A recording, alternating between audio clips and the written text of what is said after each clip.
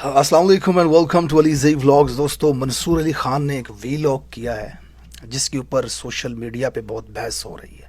उस वीलॉग का पूरे तरीके से आज पोस्टमार्टम किया जाएगा। क्या सवाल व जवाब थे, कितनी हकीकत है उसके अंदर, कौन शख्स था जिसके साथ मुलाकात हुई मंसूर अली ख़ान की, तमाम चीज़ें आपके सामने रखी जाएंगी। उससे पहले आज की एक अपडेट आपको बता दूं, तहरीक इंसाफ की तरफ से दरख्वास्त दायर थी सुप्रीम कोर्ट के अंदर लेवल प्लेइंग फील्ड के हवाले से। वो दरख्वास्त पीटीआई के वकला ने एहतजाजन वापस ले ली है कि जनाब माई लॉर्ड ने तो पीटीआई को ही ख़त्म कर दिया है, तो अब लेवल प्लेइंग फील्ड का हमने क्या करना। एहतजाजन वो दरख्वास्त वापस ले ली गई है पीटीआई के वकला की तरफ से। लेकिन यहाँ पर एक अहम चीज़ थी, वो ये थी कि जस्टिस मुसर्रत हिलाली साहिबा का एक रिमार्क बड़ा ज़बरदस्त मुझे लगा। फरमाने लगी कि यूं लगता है जैसे इलेक्शन कमीशन सिर्फ एक जमात के पीछे पड़ा हुआ है, बाकी जमातों से कोई लेना देना नहीं है, यानी कि पीटीआई के पीछे पड़ा हुआ।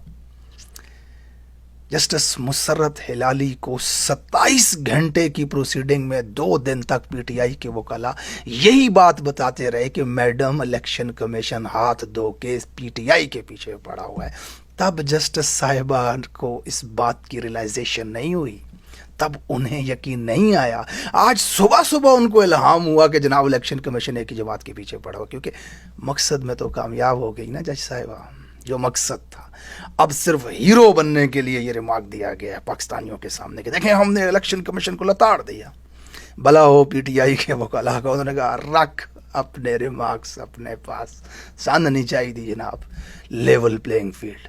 हम खुद इसको लेवल करेंगे इंशाअल्लाह ताला। 8 फरवरी को मुकदमा अब अवाम की अदालत में है।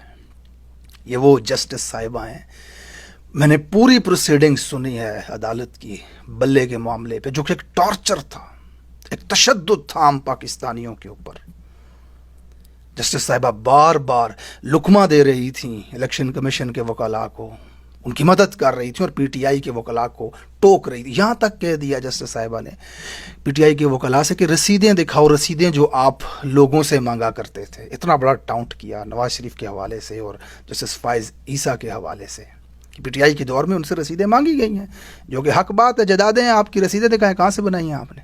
जस्टिस साहिबा ने इतना बड़ा टाउंट किया, एक तरफा फैसला, आवाम के ऊपर इतना बड़ा जुल्म तशद्दुद किया गया कि इस मुल्क की 100 साल आने वाली तारीख के अंदर आवाम इस वाक़ये को नहीं भूलेगी कि किस तरह करोड़ों लोगों की जमात को इलेक्शन से बाहर किया गया। ये इमरान खान के साथ आपने कुछ नहीं किया, उसने जो कुछ करना था कर लिया, वज़ीर आज़म भी बन गया, क्रिकेट स्टार भी बन गया, दुनिया की सबसे बड़ी सेलिब्रिटी भी वो बन गया। उसको क्या नुकसान दिया आपने बल्ला छीन के? आपने 26 करोड़ लोगों से वोट का हक छीना है, 26 करोड़ लोगों के साथ ज्यादती की है कि वो बल्ले पे मोहर लगाना चाहते थे, अपनी मर्जी के नुमाइंदे को भेजना चाहते थे पार्लियामेंट के अंदर। आपने उनसे वो हक छीन लिया, ये तशद्दुद आपने किया।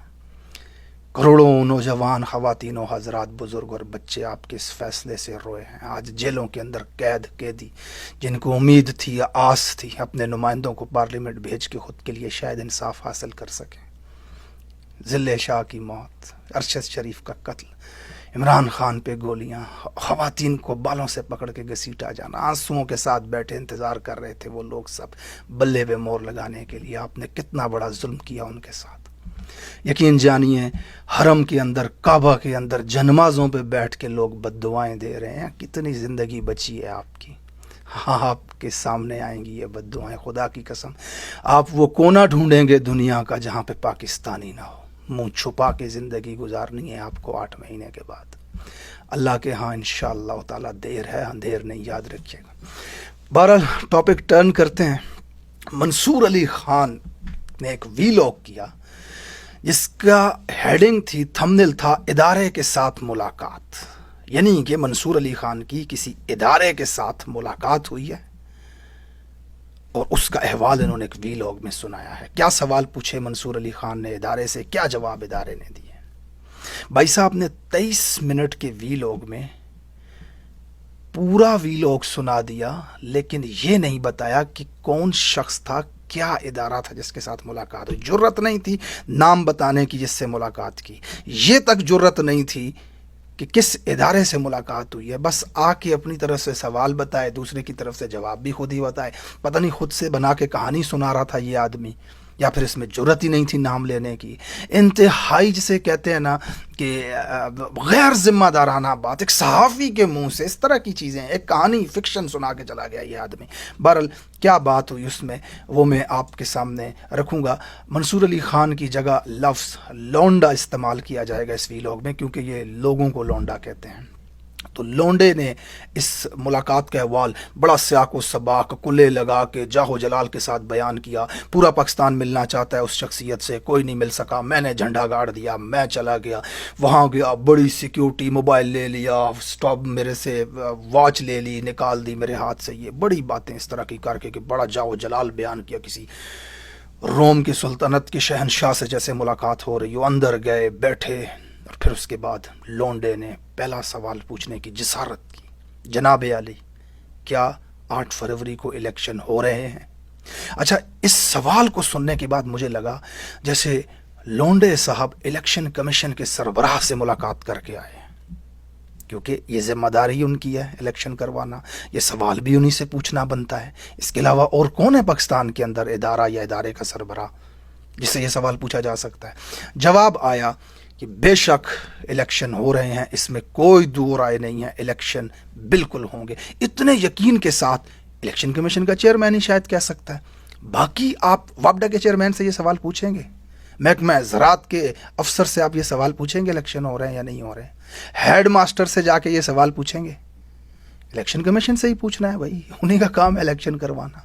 तो लौंडे की क्रेडिबिलिटी का अंदाज़ा यहाँ से लगाएं कि वो जो हमें बताने की कोशिश कर रहा है कि जिस इदारे से मुलाकात हुई, जो हमें तासुर देने की कोशिश कर रहा है, नाम लेने की जरूरत नहीं है साहब के अंदर, लेकिन हमें तासुर दिया जा रहा है, तो उससे पहला सवाल क्या बनता है? बताएं जी हमारे बॉर्डर्स कितने महफूज हैं, बताएं पाकिस्तान से दहशतगर्दी का खात्मा कब होगा, बताएं कश्मीर आज़ाद कब होगा। लेकिन लौंडा तो फिर लौंडा है, उसकी क्रेडिबिलिटी का आप अंदाज़ा लगाएं। पहला सवाल जाके पूछता है इलेक्शन कब होंगे। वाह रे तेरी सहाफत पे तो।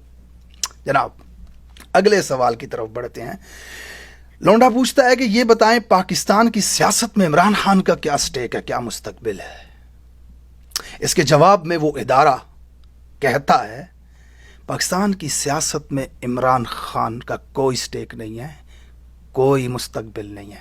यहाँ पे मेरा माइंड बदला, यहाँ मुझे लगा नहीं इलेक्शन कमीशन के सरबराह से नहीं, लौंडे की मुलाकात नौज़ुबिल्लाह खुदा से हुई है, ये खुदा से मिल के आया है ये आदमी, अल्लाह माफ़ करे।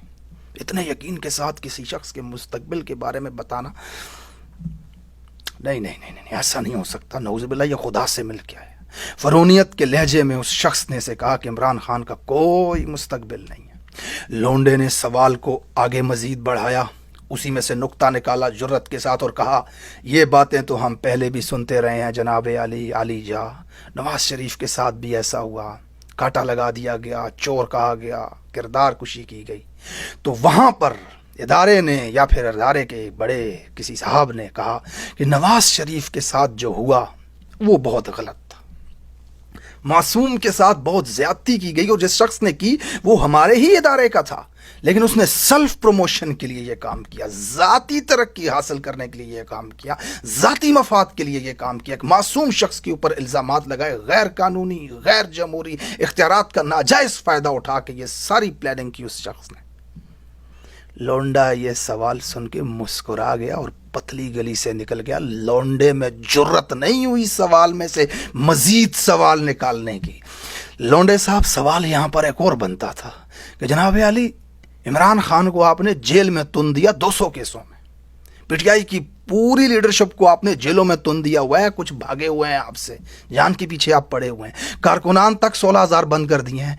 तो क्या वो शख्स जिसने गैर कानूनी, गैर आइनी तरीके से सेल्फ प्रमोशन के लिए नवाज शरीफ मासूम पे इतने जुल्म किए, जमहूरियत को नुकसान पहुंचाया, आप अपने मुंह से मान रहे हैं, तो उसे भी सज़ा देने का इरादा या जुर्रत रखते हैं आप? उसका एहतसाब भी इस मुल्क के अंदर होगा।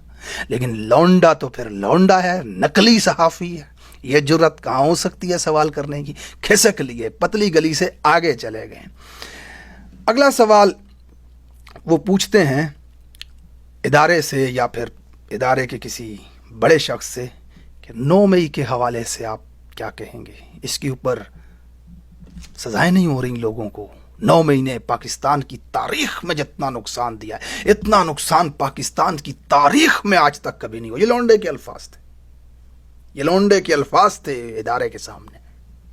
واہ لونڈے صحافی, تمہارے حساب سے 9 مئی پاکستان کی تاریخ کا سب سے بڑا سانحہ ہے.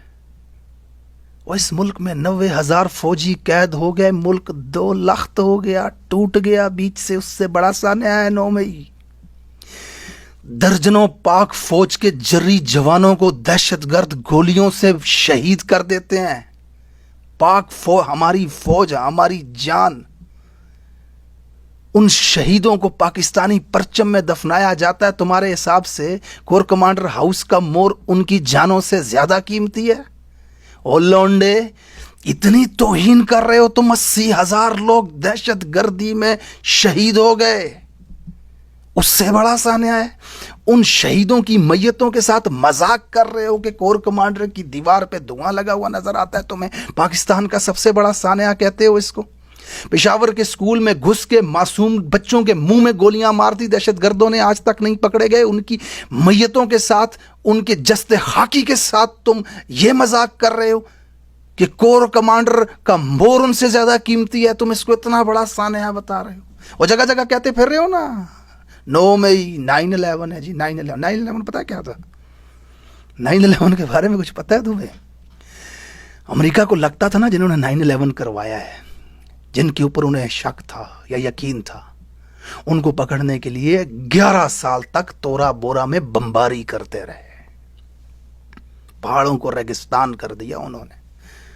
اپنے لوگوں کی موت کے ذمہ دار کے پیچھے وہ ایسے جاتے ہیں. پھر پاکستان سے اسے پکڑا, اور دنیا نے کیا عجیب منظر دیکھے. اتنا سنگین دشمن بھی اگر ان کے قبضے میں آتا ہے تو اس کی بیوی کے سر سے حجاب نہیں اتارتے. وہ اس کی تصویر آئی, اس کی بیوی کی دنیا نے دیکھا, حجاب لپٹا ہوا بیٹھی تھی, وہ اس کے سر سے حجاب نہیں اتارا, اس کو پکڑا. یہ 9/11 تھا. اور آپ کے ملک میں جرت کرتے نا سوال پوچھنے کی. پاکستان کی تاریخ کا سب سے بڑا سانحہ ہے بھائی. وہ اندلیب عباس جو گاڑی کے اوپر کھڑی ہو کر کے نعرے لگا رہی تھی چلو چلو کور کمانڈر ہاؤس چلو, وہ تو تحریک استحکام میں شامل ہو کے ملک کو استحکام دے رہی ہے. یہ کیسا 9/11 تھا بھائی؟ اور گاڑی کے اندر بیٹھی ہوئی خدیجہ, اس بیچاری کو تن دیا جیل کے اندر. وہ تمام لوگ جو 9/11 کے اندر ملوث تھے آپ کے نزدیک, آپ کہہ رہے ہیں, ان سب نے آ کے پریس کانفرنس کی اور کہا کہ عمران خان کو چھوڑتے ہیں. وہ بری ہو گئے, اور جو پریس کانفرنس نہیں کر رہا وہ بیچارہ بغیر چلان کے جیل کے اندر بیٹھا ہوا ہے. ابے لونڈے, اپنی طرح کا لونڈا سمجھ کے رکھا ہوا ہے کیا پورے پاکستان کو؟ چے بنا رہے ہو کیا ہمیں؟ تمہاری کریڈیبلٹی نکالتے ہیں ہم, صبر کرو. تم کتنے بڑے صحافی ہو نا, اچھے سے بتائیں گے انشاءاللہ تعالیٰ آپ کو کہ آپ کتنے بڑے صحافی ہیں. اس کے بعد سوشل میڈیا کے حوالے سے, پولرائزیشن کے حوالے سے سوال ہوا جی. کہتے ہیں کہ ادارے نے کہا, یعنی کہ جو ادارہ, کوئی آدمی بیٹھا تھا اس نے کہا کہ بھائی میں یہ ادارہ ہوں, آپ یہ سمجھو. فرمانے لگے انہوں نے کہا کہ عمران خان نے پولرائزیشن پھیلا دی ہے, سوشل میڈیا پہ بدتمیزی, گالی گلوچ کا کلچر ہے جو آپ کو سننے میں ملتا ہے. وہ یہ الفاظ تھے. جناب لونڈے لپاڑے صاحب, تھوڑی سی جرت کرتے آپ یہاں پر, ان سے فرماتے عمران خان نے آج تک اپنی زندگی میں قوم کو صرف یہ بتایا ہے کہ ریاست مدینہ بنائیں گے, رول آف لا کا قیام کریں گے. جنہوں نے آپ کا پیسہ لوٹا ہے انہیں NRO نہیں دیں گے, ان سے آپ کا پیسہ وصول کریں گے. عمران خان نے قوم کو یہ بتایا ہے کہ بند کمروں کی طاقتوں سے یہ ملک نہیں چلایا جائے گا, انصاف کا قیام کیا جائے گا.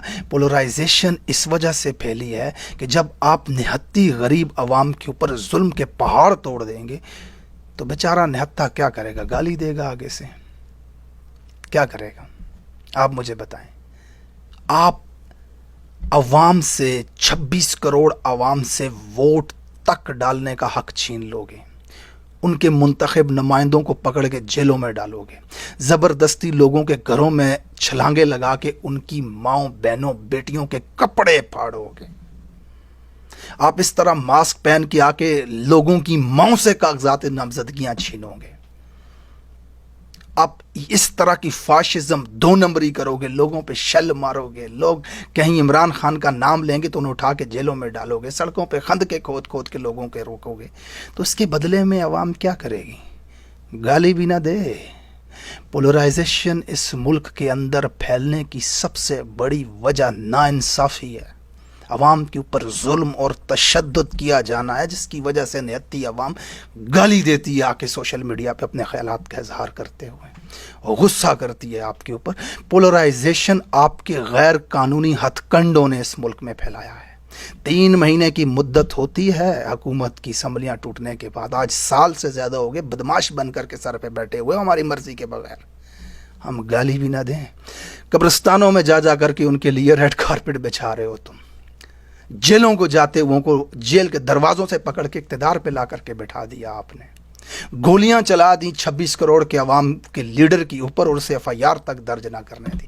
کینیا تک میں جا کے لوگوں کو مار دیا. پولیس کی ہتھکڑیاں کھول کے لوگوں کو اٹھا کے لے کے جاتے ہو, غائب کرتے ہو 5 مہینے تک, گنگا کر کے واپس بھیجتے تو عوام گالیاں بھی نہ دے. اور کیڑا صحافی ہے تو لونڈیا, اور لپاڑیا کیڑی جائیدہ تو صحافی ہے, کون سے صحافی ہو تم؟ جرت کرتے نا سوال کے اندر سے سوال نکالنے کی. ہاں مسکین مرزا سامنے بیٹھا ہو تو ایک سوال میں سے 55 نکل آتے ہیں, طاقتور آدمی بیٹھا ہو تو ہاں میں ملاتے ہو. نس تیرے صحافی دی ایسی دی تیسی. اس کے بعد لونڈے نے سوال پوچھا, بلے کے حوالے سے بتائیں کہ بلہ PTI کو ملے گا کہ نہیں, کیونکہ یہ انٹرویو بلے کے کیس سے پہلے ہوا تھا یہ ملاقات. تو اس کے جواب میں اس ادارے نے یا اس صاحب نے, بقول ان کے تو ادارہ ہے, انہوں نے فرمایا کہ یہ تو عدالتوں کا کام ہے, اس میں تو ہمارا لینا دینا نہیں.